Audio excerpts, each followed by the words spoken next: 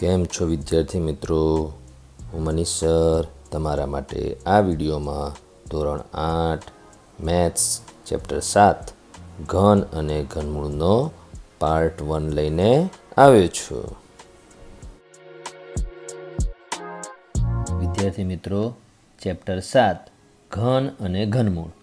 આ ચેપ્ટરમાં તમે શું શીખશો તેના મુદ્દા જોઈ લો. તો સૌથી પહેલાં હું તમને સમજાવીશ સંખ્યાનો ઘન અને તેના ઉપરથી મળતી સંખ્યા પૂર્ણઘન સંખ્યા. પછી સંખ્યાનો એકમનો અંક અને પૂર્ણઘન સંખ્યાના એકમના અંક વચ્ચેના સંબંધ સમજાવીશ અને કેટલીક રસપ્રદ પેટર્ન્સ તમને સમજાવીશ. અને એના પછી આપેલ સંખ્યા પૂર્ણઘન છે કે નહીં તે કેવી રીતે ચકાસાય તે સમજાવીશ. હવે એના પછી ઘન અને ઘનમૂળ એકબીજાની વિરુદ્ધ ક્રિયા છે તે સમજાવીશ. ઘનમૂળ શોધવાની 3 રીતો સમજાવીશ.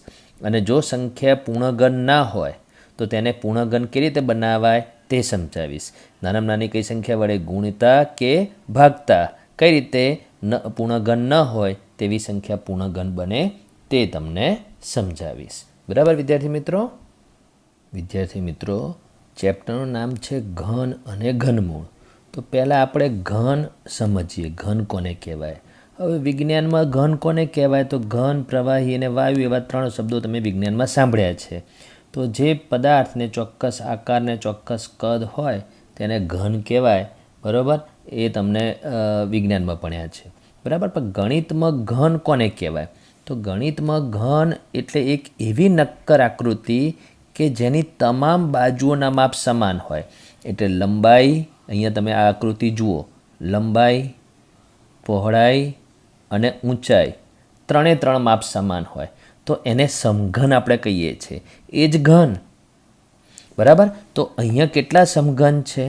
1 સમઘન છે. બરાબર? એટલે 1 ઘન છે. હવે નીચેની આકૃતિમાં જુઓ તો તમે આ લંબાઈમાં કેટલા ઘન છે? તો 1 ને 1 2 ઘન છે. પછી પહોળાઈમાં પણ કેટલા ઘન છે? તો પહોળાઈમાં પણ 2 ઘન છે. બરાબર? તો તમે લંબાઈમાં 2 ઘન છે, પહોળાઈમાં 2 ઘન છે અને ઊંચાઈમાં પણ 2 ઘન છે. તો અહીંયા ટોટલ કેટલા ઘન હશે? ઘન એટલે સમઘન. તો તમે ગણી શકશો. અહીંયા તમારી સામે જે આકૃતિ દેખાય છે એમાં તમને ઘન ગણતા ફાવશે? તો તમે ગણો. તો જુઓ 1 2 3 4 એટલે આ જે દેખાય છે એના એ જ છે. અને 4 પાછળની બાજુ 1 2 3 ને 4 એટલે 8 ઘન છે. તો અહીંયા 1 છે, અહીંયા 8 છે. હવે અહીંયા ગણીએ તો લંબાઈમાં 3 ઘન ગોઠવેલા છે, પહોળાઈમાં પણ 3 ઘન ગોઠવેલા છે અને ઊંચાઈમાં પણ 3 ઘન ગોઠવેલા છે. તો આ આકૃતિમાં ટોટલ ઘન કેટલા હશે? તમને ગણતા ફાવશે આકૃતિ જોઈને? તો ગણો. તો જો અહીંયા આગળની બાજુ દેખાય છે એ 9 છે. બરાબર? પછી આ વચ્ચેની બાજુ દેખાય છે તો 1 2 અને 3 એ રીતે નહીં, પછી બીજા બી છે એટલે એમાં પણ 9. બરાબર? અને સૌથી છેલ્લે પાછળની લાઈનમાં પણ 9 એટલે ટોટલ 27 ઘન છે, 27 સમઘન છે. તો તમે શું મેળવ્યું? પહેલી આકૃતિમાં 1 મેળવ્યું, બીજી આકૃતિમાં કેટલા ઘન મેળવ્યા? 8 અને ત્રીજી આકૃતિમાં કેટલા ઘન મેળવ્યા? 27. એ 3 આકૃતિમાં શું સરખું છે? જેટલી લંબાઈ છે એટલી જ પહોળાઈ છે એટલી જ ઊંચાઈ છે. તો આ રીતે જે મળે એને ઘન સંખ્યા અથવા પૂર્ણઘન સંખ્યા કહેવાય. તો બસ આટલી જ છે, 27 સુધી જ છે. આગળ કઈ? તો આગળ બી છે 27 પછી 64 આવે. જો તમે 4 ઘન લંબાઈમાં ગોઠવો, 4 પહોળાઈમાં ગોઠવો અને 4 ઊંચાઈમાં ગોઠવો તો ટોટલ 64 સમઘન થાય. એ રીતે આગળ 125 થાય. તો એવી બધી સંખ્યાઓને ઘન સંખ્યા અથવા પૂર્ણઘન સંખ્યા કહેવાય. લખ્યું છે ને? પૂર્ણઘન કે ઘન સંખ્યા કહેવાય. સમજી ગયા? તો એ કેવી રીતે મળી? તો તમે જુઓ, આ 2 ગુણ્યા 2 ગુણ્યા 2 કરો, 2 દુ 4 દુ 8. અહીં કેવી રીતે મળી? 3 ગુણ્યા 3 ગુણ્યા 3 કરો એટલે 27. અહીંયા 1 ગુણ્યા 1 ગુણ્યા 1 કરો તો 1. પછી 64 કેવી રીતે મળી? 4 ગુણ્યા 4 ગુણ્યા 4 કરો. બરાબર? એટલે 64. 125 કેવી રીતે મળે? 5 ગુણ્યા 5 ગુણ્યા 5 કરો. તો આ રીતે એક સંખ્યાને તેની તે સંખ્યા સાથે 3 વાર ગુણવાથી પ્રાપ્ત થાય છે. એક જ પ્રકારની સંખ્યાને પોતાની સાથે 3 વાર ગુણવાથી મળતી સંખ્યાને ઘન સંખ્યા કહે છે અથવા પૂર્ણઘન સંખ્યા કહે છે. સમજી ગયા ઘન કોને કહેવાય? ઓકે વિદ્યાર્થી મિત્રો, હવે જે ઘન છે એટલે આપણે એને સમઘન પણ કહીએ છીએ. ઇંગ્લિશમાં એને ક્યુબ કહેવાય. બરાબર? તો આપણે કેટલી સંખ્યા સુધીના ઘન યાદ રાખવાના છે? તો જેટલા યાદ રહી શકે એટલા, પણ 1 થી 20 સુધીના સળંગ તો યાદ હોવા જ જોઈએ. તો તમે આ કોષ્ટકમાં જુઓ, 1નો ઘન 1, 2નો ઘન 8, 3નો ઘન 27, 4નો ઘન 64 સુધી આપેલું છે. બીજી ખાલી જગ્યા છે. તો 5નો ઘન તમારે 125, 6નો ઘન 216, 7નો ઘન 343, 8નો ઘન 512, 9નો ઘન 729, 10નો ઘન 1000. આ સીધું યાદ રાખવાનું જે રીતે હું બોલું છું એ રીતે. 8નો ઘન કેવી રીતે બને? 512 કેવી રીતે થયા હોય? તો 8 ગુણ્યા 8 ગુણ્યા 8 કરવાથી 8 ગુણ્યા 8 કેટલા થાય? 64. અને 64 ગુણ્યા 8 કરો એટલે 512 મળે. પણ આપણે મેળવવાના નથી, સીધા યાદ રાખવાના છે. તો 10 સુધીના ઘન અને પછી અહીંયા આ કોષ્ટકમાં છે 11 થી 20 સુધીના ઘન. 11નો ઘન 1331, બરાબર? 1331. 12નો ઘન 1728, પછી 13નો ઘન 2197, 14નો ઘન 2744, 15નો ઘન, 16નો ઘન, 17નો, 18નો ઘન, 19નો ઘન ને 20નો ઘન. આ બધા યાદ રાખવાના છે. જેમ તમારે વર્ગ અને વર્ગમૂળમાં મેં તમને 1 થી 31 સુધીના વર્ગ સળંગ યાદ રાખવાના કીધા હતા, એ રીતે અહીંયા 1 થી 20 સુધીના ઘન સળંગ તૈયાર કરો. જો ઘન તૈયાર કરેલા હશે તો ઘનમૂળ તમને શોધવામાં સરળતા રહેશે. બરાબર? ગણતરી કરવામાં સરળતા રહેશે. બીજું તમારે અહીંયા શું એક યાદ રાખવાનું છે? આ તો 2 કોષ્ટકમાં મેં કીધું એ તો યાદ રાખવાનું છે.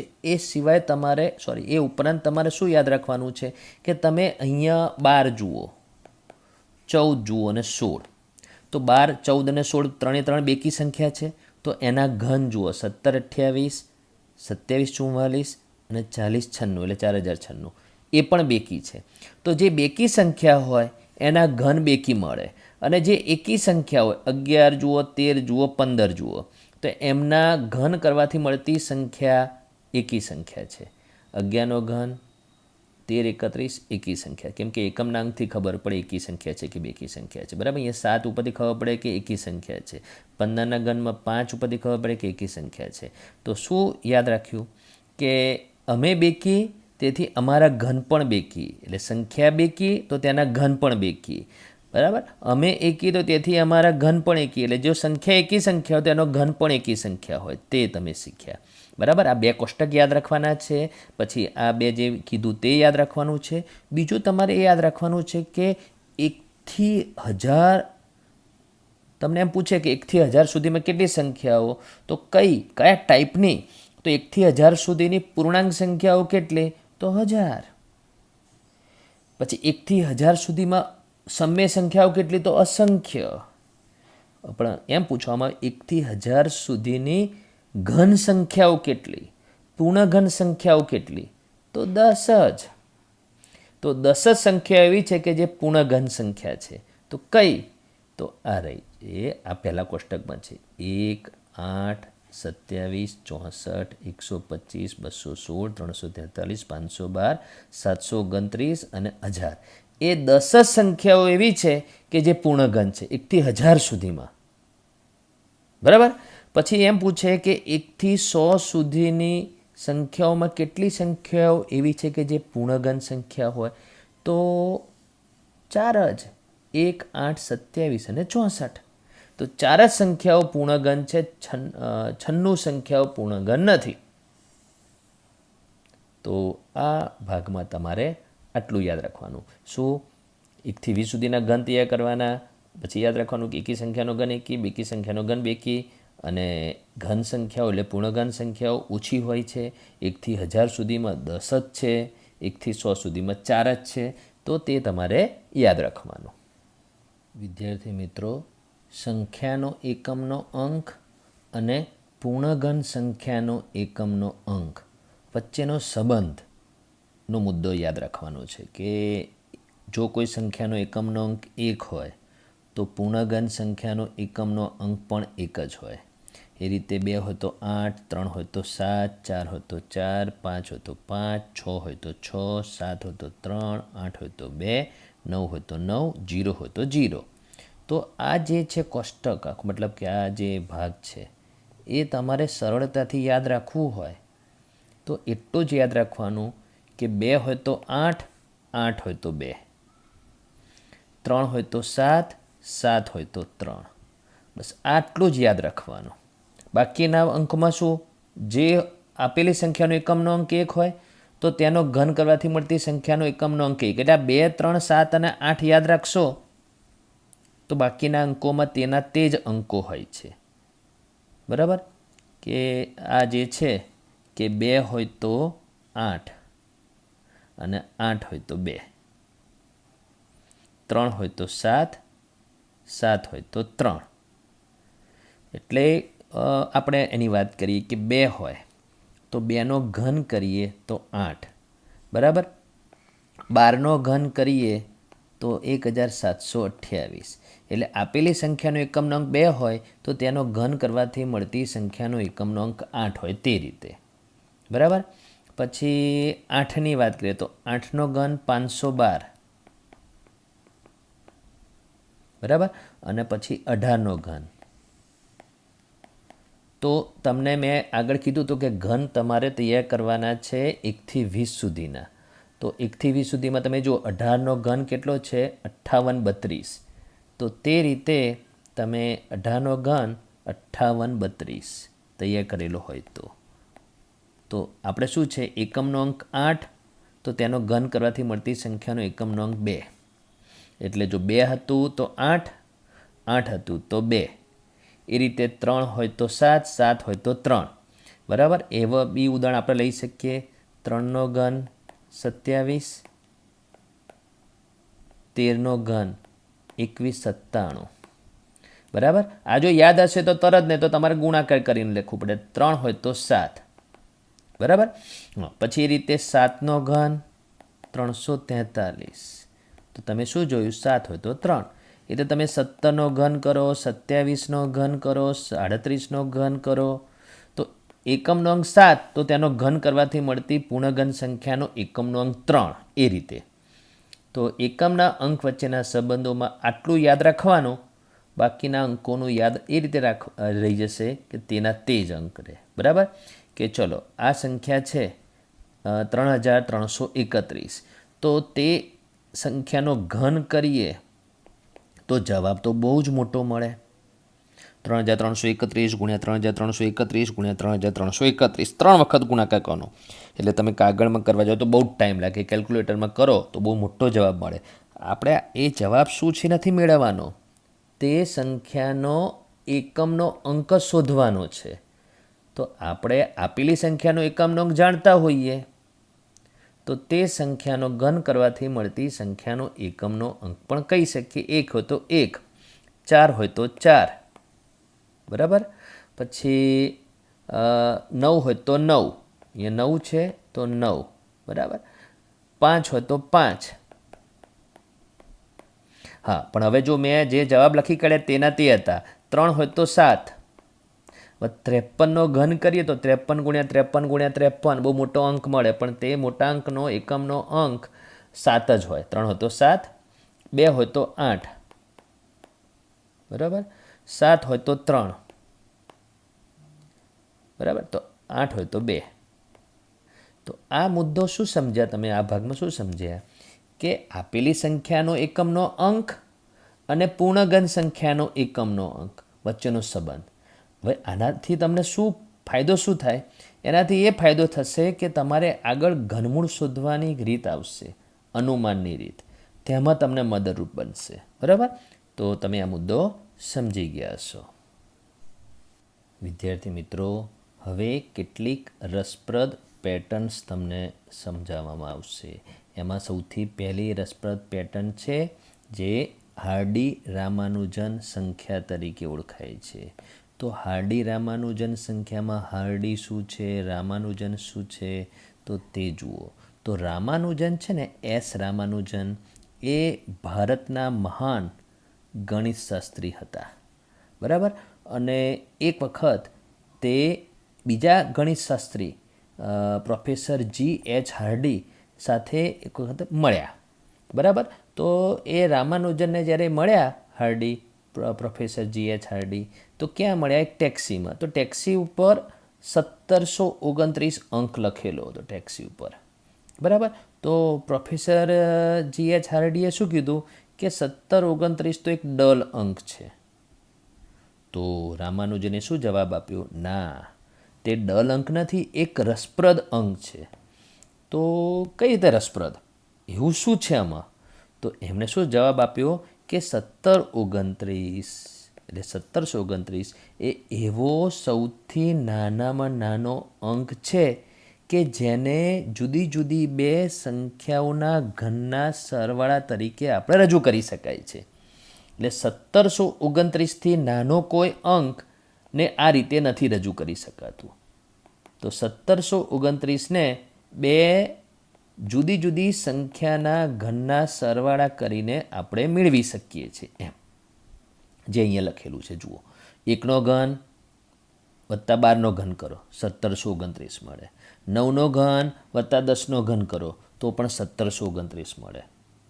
બરાબર. એટલે અત્યારે 9નો ઘન વત્તા 10નો ઘન કરીને બતાડું તો 9નો ઘન 729 અને 10નો ઘન 1000. તો સરવાળો કરો 1729 થયા. બરાબર. તો એ રીતે 1નો ઘન 1 અને 12નો ઘન 1728. તો 1728 વત્તા 1 કેટલો થશે?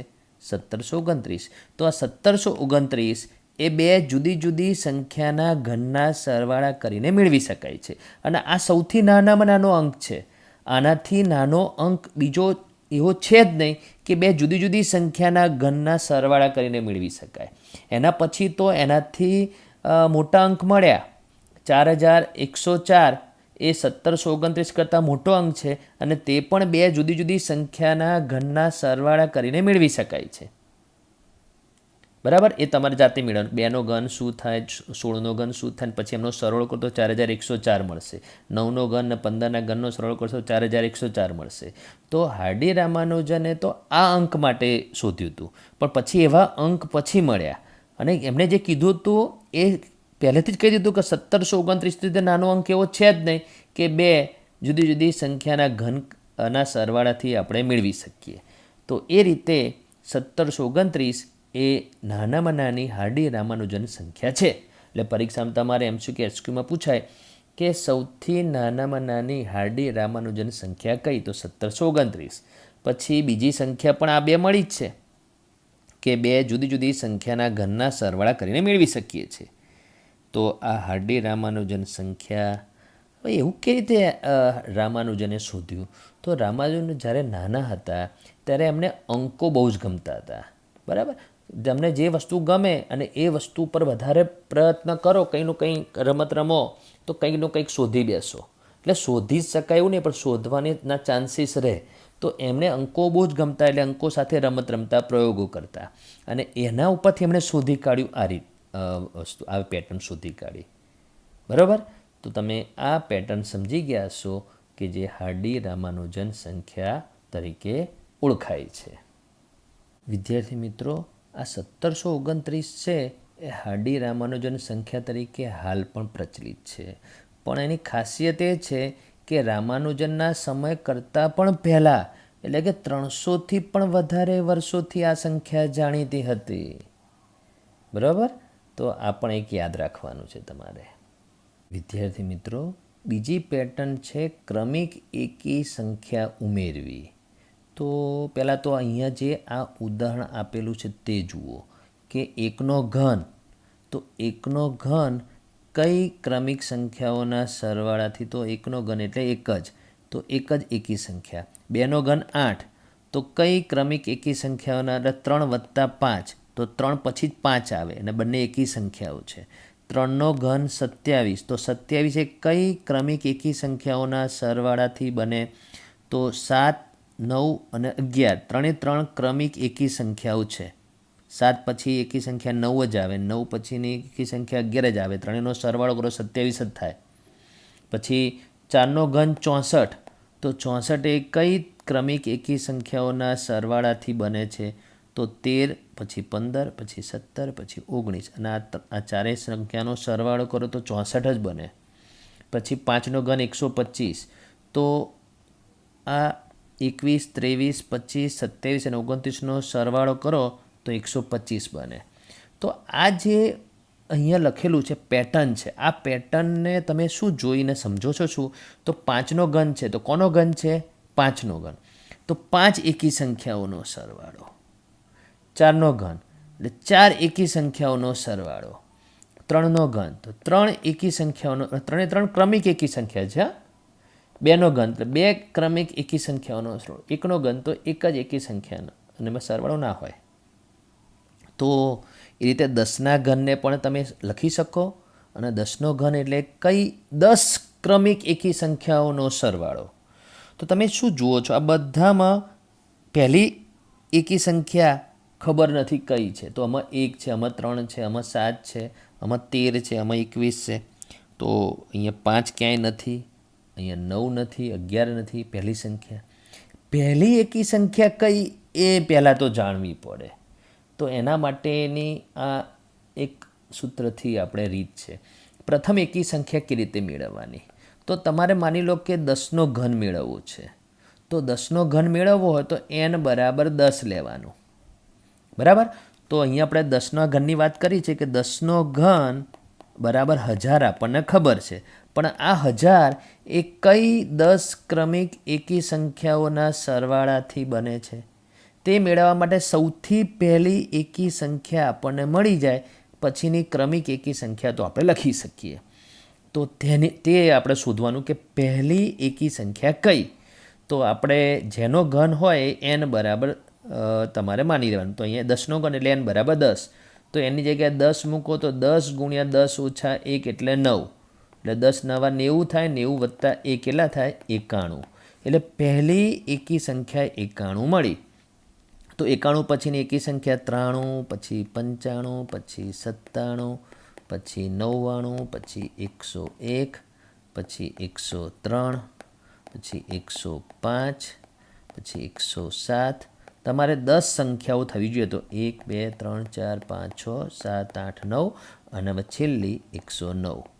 તો આ તમે આ 10 સંખ્યાઓનો સરવાળો કરશો ને, આ લખેલી 10, તો 1000 જ થશે. બરાબર? તો તેવી રીતના અહીંયા ઉદાહરણો છે કે 6નો ઘન. તો તમને 6નો ઘન 216 ખબર હોય, વાત સાચી, પણ તે કઈ ક્રમિક એકી સંખ્યાઓના સરવાળાથી દર્શાવી શકીએ? તમારે પહેલી સંખ્યા મેળવવી પડે. તો પ્રથમ સંખ્યા મેળવવા માટે જેનો ઘન હોય તો n બરાબર 6. તો તમારે જે સંખ્યા છે તે 6, એનાથી એક નાની 5 અને બંનેનો ગુણાકાર વત્તા 1. તો 6 35 વત્તા 1 કેટલા થાય? 31. એટલે પહેલી સંખ્યા એકી સંખ્યા 31, પછી 33, પછી 35, પછી 37, પછી 39 વત્તા 41. કેમ કે 6 સંખ્યાઓ થવી જોઈએ. તો 1 2 3 4 5 અને 6. તો આ 6 સંખ્યાનો સરવાળો કરશો તો 216 જ થશે. ચલો પછી છે 8નો ઘન. તો n બરાબર 8. તો તમારે 8 ગુણ્યા એનાથી એક અંક નાનો 7 વત્તા 1 એટલે 8 સીધું 56 વત્તા 1 એટલે 57. એટલે 8નો ઘન ખબર છે 512 થાય. તો 8નો ઘન 512 એ કઈ ક્રમિક એકી સંખ્યાઓના સરવાળાથી બને છે? તો એમાંની પહેલી સંખ્યા કઈ? તો 8 સીધા 56 વત્તા 1 57. તો પહેલી 57. તો 57થી શરૂ કરીને 57 પછી 59 પછી 61 એવી 8 ક્રમિક એકી સંખ્યાઓ તમારે સરવાળામાં લખવાની. તમે સમજી ગયા છો કે આ પેટર્ન શું છે. બરાબર? શું છે એનું નામ? ક્રમિક એકી સંખ્યા ઉમેરવી. પણ કોનાથી શરૂ કરવાની? એ તમારે પ્રથમ એકી સંખ્યા તમારે આ સૂત્રથી મેળવવાની. અને પછી કેટલી સંખ્યા ઉમેરવાની? તો જેનો ઘન હોય, 5નો ઘન હોય તો 5 સંખ્યા ઉમેરવાની, 7નો ઘન હોય તો 7 સંખ્યા ઉમેરવાની, 10નો ઘન હોય તો 10. પણ એ બધી એકી સંખ્યાઓ હોવી જોઈએ. તો આ છે પેટર્ન. બીજી પેટર્ન મેં તમને સમજાવી. બરાબર વિદ્યાર્થી મિત્રો, કેટલીક રસપ્રદ પેટર્નમાં તમારે 3 પેટર્ન સમજવાની છે. એમાંની આ છેલ્લી ત્રીજી પેટર્ન શું છે કે 2 સંખ્યાઓના ઘનનો તફાવત કીધો હોય. nનો ઘન ઓછા n ઓછા 1નો ઘન. એટલે કે ધારો કે અહીંયા 15નો ઘન હોય તો એના કરતાં એક અંક નાનો એટલે 14નો ઘન, 15નો ઘન ઓછા 14નો ઘન, એ રીતે.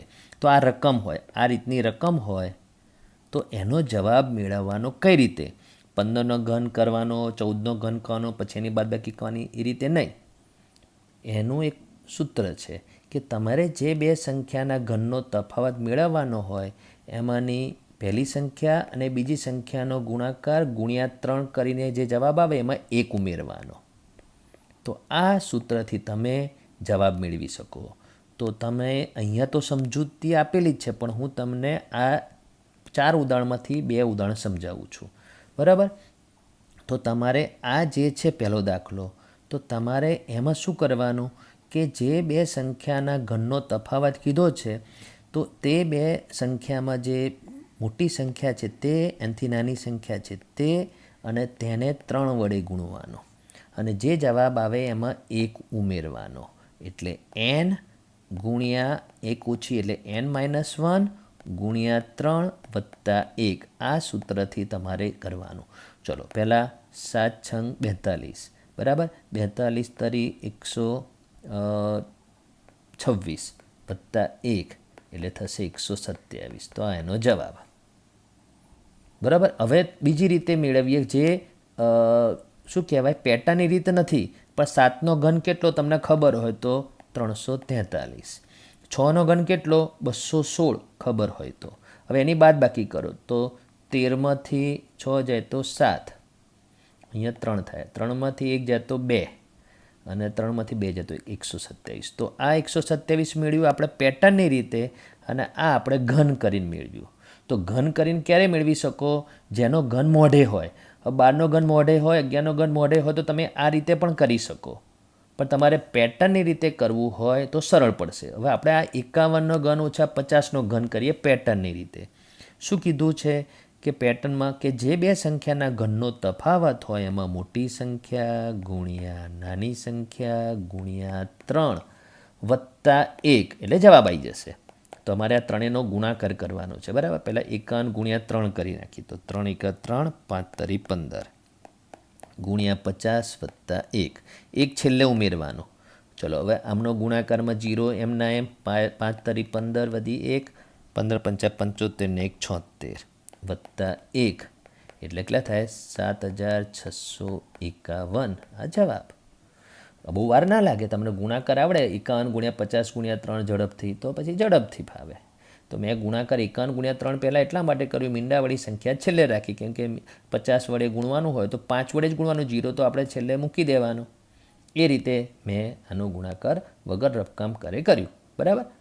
તો આ પેટર્નની રીત કહેવાય. બાકી બીજી રીતની વાત કરીએ તો 51નો ઘન તમને મોઢે ના આવડતો એટલે 51 ગુણ્યા 51 ગુણ્યા 51 કરવું પડે, પછી જે જવાબ મળે. પછી 50નો ઘન એ તમને મોઢે ફાવે, ધારો કે 2નો ઘન મોઢે ફાવે 8, તો પછી 20નો ઘન પણ મોઢે ફાવે. 2નો ઘન 8 અને 1 મીંડાની ઉપર 3 મીંડા.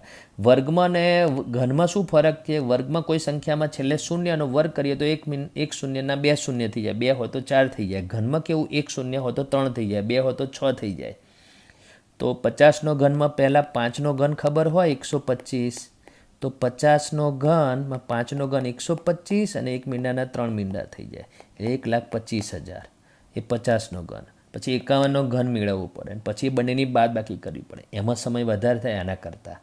તો આ જે છે પેટર્ન છે.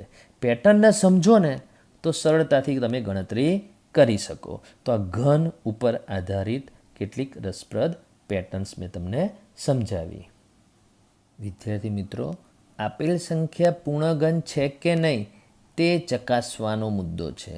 તો કોઈ સંખ્યા પૂર્ણઘન છે કે નહીં તે કેવી રીતે ચકાસી શકાય? તો જો તમે 1થી 8000 સુધીની પૂર્ણઘન સંખ્યા મોઢે હોય તો તમને કોઈ સંખ્યા આપવામાં આવે, તમને એમ કહેવામાં આવે 64 પૂર્ણઘન છે, તો તમને ખબર છે કે આ 4નો ઘન છે, તો હા કહેશો, તો એ મૌખિક રીતે કહી શકાય. તેમાં કોઈ બીજી ગણતરી કરવાની જરૂર નહીં. તમને કોઈ પૂછે કે 512 પૂર્ણઘન છે, તો તમે હા કહેશો. કેમ? તમને ખબર છે કે 8નો ઘન છે. તમને એમ પૂછવામાં આવે કે 2197 પૂર્ણઘન છે, હવે તમને આ સંખ્યા ખબર હોય કે આ કોનો ઘન છે, 13નો ઘન છે, 2197, તો તમે કહેશો હા પૂર્ણઘન છે. જો તમને નથી ખબર તો તમારે એના અવિભાજ્ય અવયવ પાડવા પડે અને પછી અવિભાજ્ય અવયવ 3-3ની જોડીમાં બને છે કે નહીં, મળે છે કે નહીં, એના આધારે કહેવાય. તો મૌખિક રીત તો ક્યારે કરી શકો? તમને એ સંખ્યા કોનો ઘન છે કે નહીં તે ખબર હોય, બરાબર. તો 8000 છેલ્લો મેં 1 થી 20 સુધીના ઘનમાં છેલ્લી સંખ્યા 20નો ઘન 8000. તો 8000 સુધીની પૂર્ણઘન સંખ્યા જો તમને મોઢે હોય તો ત્યાં સુધીની મૌખિક રીત કરી શકાય. અને જો ના ખબર હોય તો તમારે શું કરવું પડે તેની વાત કરીએ. માની લો કે તમને કીધું 216 પૂર્ણઘન છે કે નહીં, 216 પૂર્ણઘન છે કે નહીં, તો તમારે 216ના આવી રીતે અવિભાજ્ય અવયવ પાડવા પડે. એ અવિભાજ્ય અવયવ તમે લખો 216ની સામે, તો 2 × 2 × 2 × 3 × 3 × 3. તો 216 એ 2નો ઘન અને 3નો ઘન, એટલે વચ્ચે ગુણ્યા અને ઘન બહાર લઈ જઈએ. જેમ આપણે વર્ગમૂળમાં જે કર્યું હતું એ રીતે વર્ગમાં વર્ગ બહાર લઈ જતા હતા, એને ઘનમાં ઘન બહાર લઈ જઈએ, એટલે 2 × 3 એટલે 6નો ઘન. 216 કોનો ઘન છે? 6નો. જ્યારે કોઈ સંખ્યા કોઈનો ઘન કરીને બને તો એ પૂર્ણઘન સંખ્યા કહેવાય. તો હા, 216 પૂર્ણઘન છે. તો આ રીત છે પૂર્ણઘન છે તે જાણવાની. હવે એ રીતે 729 પૂર્ણઘન છે. તો 729 3 × 3 × 3 × 3 × 3 × 3, એટલે એ 3-3ની જોડીમાં મળે છે, એટલે 729 પૂર્ણઘન સંખ્યા છે, બરાબર. પછી 500 માટે ચકાસણી કરીએ. તો 500ના અવિભાજ્ય અવયવ પાડીએ. અહીંયા અવિભાજ્ય અવયવ પાડેલા બતાડ્યા નથી, પણ અવિભાજ્ય અવયવ પાડીશું તો 5 × 5 × 5, એટલે અહીંયા તમને જોડી મળશે, પણ અહીંયા જોડી નથી. એટલે મતલબ 2-2ની જોડ નહીં, 3-3ની જોડ. એટલે 3-3ની જોડ બનવી જોઈએ. જે ના બને તો પૂર્ણઘન સંખ્યા નથી. તો એક ઉદાહરણ છે, પહેલું ઉદાહરણ આ ચેપ્ટરનું, કે શું 243 એ પૂર્ણઘન સંખ્યા છે, હા કે ના? તો તમારે પહેલાં 243ના અવિભાજ્ય અવયવ પડવાના આ રીતે, અવિભાજ્ય અવયવની રીતે. અવિભાજ્ય અવયવ પડવાના તે લખવાના એની સામે. તો અહીંયા 3-3ની જોડ છે, તો હા છે. અહીંયા 3-3ની જોડ છે, તો નથી. તો આના લીધે કહી શકાય કે 243 એ પૂર્ણઘન સંખ્યા નથી, કેમ કે 3 વાર આવે છે પરંતુ પહેલા વખતમાં, પરંતુ બીજી વાર જે 3 છે એ માત્ર 2 જ વખત આવે છે. માટે 243 એ પૂર્ણઘન સંખ્યા નથી.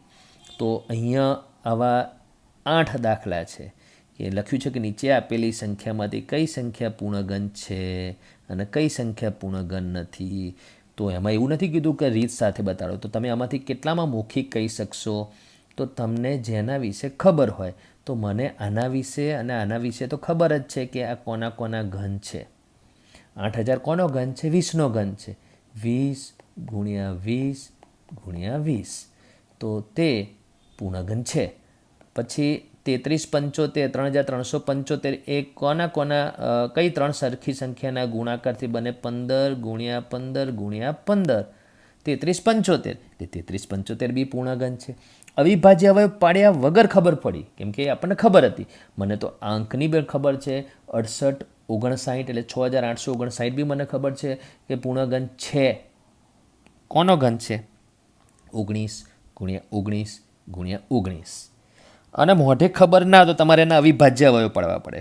હવે તમે આ 6859ના અવિભાજ્ય અવયવ પાડશો તમે, ધારો કે 6859 એના અવિભાજ્ય અવયવ આમ પાડશો ત્યારે તમારે 19 વડે જ ભાગવું પડશે પહેલાં, તો 361 મળશે. પછી 19 વડે ભાગશો તો 19 મળશે, અને પછી 19 વડે ભાગશો ત્યારે 1 મળશે, બરાબર. એટલે કહેવાનો મતલબ શું છે કે તમને એ પણ આવડવું જોઈએ, અવિભાજ્ય અવયવ પાડતા પણ આવડવું જોઈએ. ત્યારે તમે કહી શકો કે આપેલી સંખ્યા પૂર્ણઘન છે કે નહીં. તો આ બધી સંખ્યામાં તમારે અવિભાજ્ય અવયવ પાડવા પડે, ત્યારે તમને ખબર પડે પૂર્ણઘન છે કે નહીં. જો 3-3ની જોડમાં મળે બધી સંખ્યાઓ તો પૂર્ણઘન છે, અને ના મળે એકાદ જોડમાં 3 વખત મળે પણ એકમાં ના મળે કે બેમાં ના મળે તો તે સંખ્યા પૂર્ણઘન નથી. તો આપેલ સંખ્યા પૂર્ણઘન છે કે નહીં તે ચકાસવાની રીત સમજાવી. બરાબર વિદ્યાર્થી મિત્રો?